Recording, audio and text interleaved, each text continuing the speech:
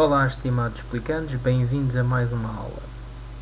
Esta aula fala-nos de continuidade de uma função num ponto e num intervalo. No prolongamento da continuidade, vamos ver também o teorema de Bolzano e o seu corolário. Então vamos começar pela definição de continuidade num ponto. E vou começar por uma interpretação gráfica para melhor entendermos a definição. Então é assim, consideremos aqui 4 gráficos. Temos aqui 4 gráficos. E vamos primeiro entender então o que é intuitivamente o conceito de continuidade. Uma linha é contínua se não tiver interrupções, não é? Portanto, se nós conseguimos percorrer a linha sem levantar a caneta do papel, a velha história, ela será contínua. Se o tivermos que fazer, dar um salto, então aí não é contínua.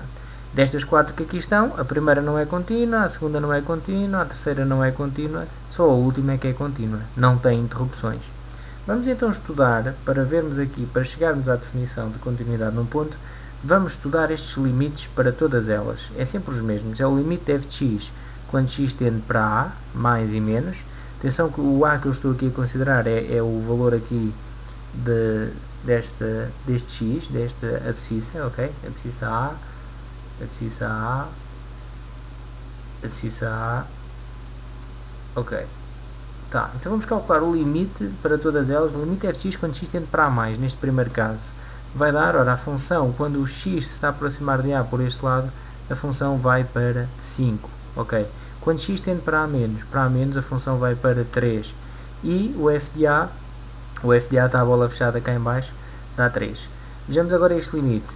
O limite f de x quando x tende para a mais, vem por este lado, dá 5. Ok, esperem só um bocadinho aqui. Conclusão, a função não é contínua para x igual a a. Isto porquê? Porque estes 3 valores não deram iguais. Ok?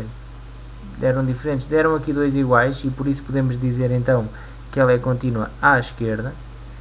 Mas não deram os 3 iguais, então ela não é contínua no ponto A. Vejamos o que acontece aqui neste segundo exemplo.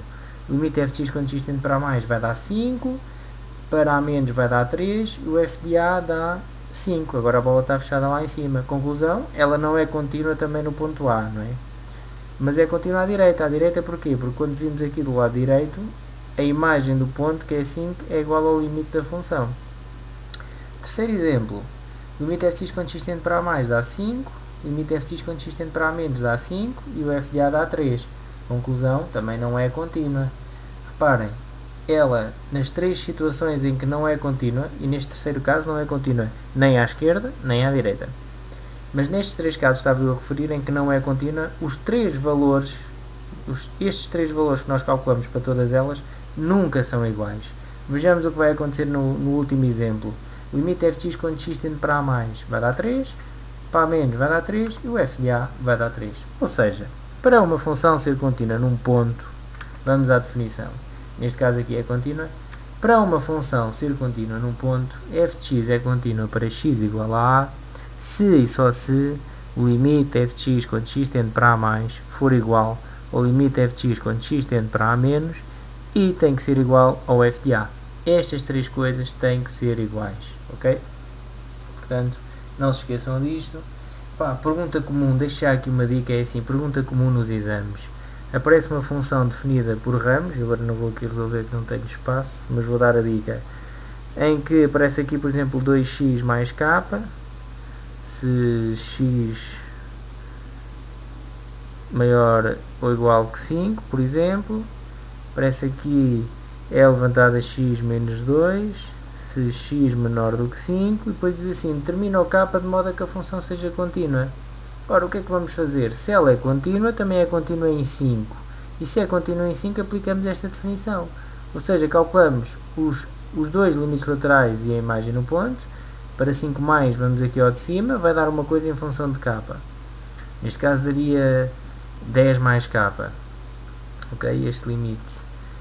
Para 5 menos, calculamos cá em baixo, dava L levantado a 5 menos 2 e tínhamos que igualar um ao outro, porque se ela é contínua tem que ser iguais e calculávamos o k. Bom, vamos avançar então aqui para a continuidade agora num intervalo. Para justificarmos que uma função é contínua num determinado intervalo do seu domínio, devemos ter em conta algumas propriedades e definições sobre continuidade. Bom, definição. Qualquer função polinomial é contínua em R já sabemos dos outros anos. Qualquer função racional, irracional, exponencial ou logarítmica é contínua no seu domínio. Muito bem. Isto é por definição. Então, se tivermos uma soma de funções, uma subtração, um produto, uma divisão, raízes, potências e a composta, se as funções isoladamente f e g são contínuas, estas operações também as tornam funções contínuas. Ok? O que é que estas propriedades querem dizer? Reparem, é tão simples quanto isto. Imaginemos que queríamos provar que esta função f de x igual a e elevado a x mais 2, por exemplo, sobre x ao quadrado mais 3. Queríamos estudar a sua continuidade no intervalo de 5 a 27, ou em R, até em R. Bom, o que é que podíamos dizer? O que estas propriedades querem dizer é o seguinte. Nós dizíamos f de x é contínua no intervalo de 5 a 27, ou podia ser em R também, eu agora lembrei-me de pôr aqui este intervalo, porque é o quociente de duas funções contínuas. E porquê é que as outras são contínuas? Reparem, o denominador é uma função contínua porque é polinomial, é por definição. Polinomial é contínua. O numerador, o exponencial, é uma função contínua no seu domínio, e o domínio é R, porque é uma função exponencial e nós conhecemos o seu gráfico e sabemos que ela é contínua. Ok? Então, se estas duas são contínuas isoladamente, o quociente de duas contínuas também dá uma contínua. É por isto que vai servir estas propriedades aqui. Ok? Bom,